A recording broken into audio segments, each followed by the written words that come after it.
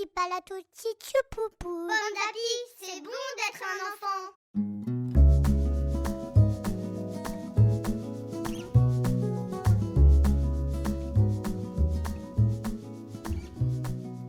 Bonjour à tous et bienvenue dans les tutos lecture. Je m'appelle Margot Liseuse et aujourd'hui je vais tâcher de répondre à la question suivante.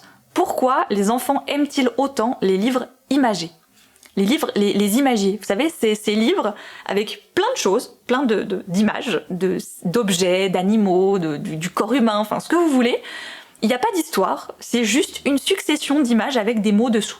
Et les enfants ont en général une affection pour ces bouquins qui ne racontent rien de particulier. Voilà. Alors chez nous à la maison, notre fille qui a bientôt 3 ans, n'a jamais été très portée sur le sujet des imagiers. C'est vrai que je crois que j'en ai rarement pris en fait aussi, c'est peut-être aussi ça. Je n'en ai pas vraiment acheté, j'avoue. On va dire que c'est plutôt les livres avec des histoires à l'intérieur qui ont fait office d'imagier. On fait avec ce qu'on a, hein, voilà.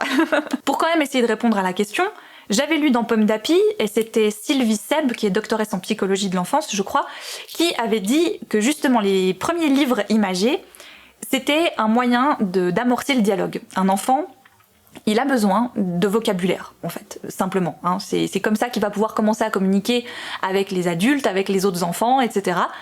Avoir un livre à disposition où il y a plein d'images qui ont plein de mots différents dessous, c'est clairement un des meilleurs moyens pour acquérir du vocabulaire.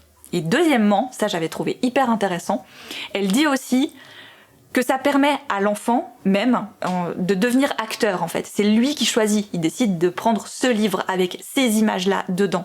Il va demander à l'adulte de venir avec lui et de lui lire les mots qu'il y a sous toutes les images.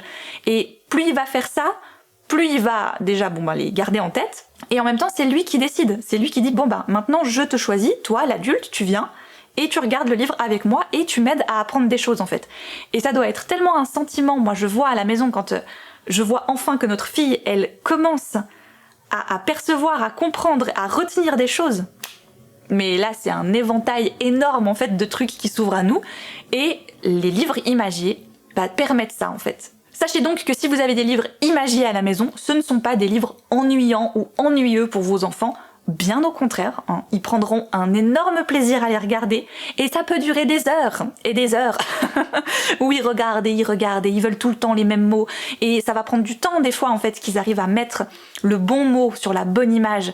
Mais je trouve ça tellement magique quand on voit que ça prend et que tout d'un coup, c'est bon, il arrive à reconnaître les différentes races d'animaux, les différents animaux, les différentes parties du corps et tout. Je trouve ça merveilleux. Maintenant, vous savez pourquoi les livres imagiers sont en général très appréciés par les enfants. C'est pas du tout parce que c'est ennuyeux, c'est au contraire parce que c'est très facile d'apprendre grâce à eux.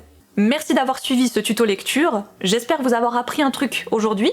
Moi, en tout cas, j'ai appris quelque chose, car je réponds moi-même à la question pour moi. Je me réjouis déjà de vous retrouver pour un prochain tuto. D'ici là, n'oubliez pas, lisez avec vos enfants. Tita palo, titi poupou. Tita palo, titi. Pomme d'api, c'est bon d'être un enfant.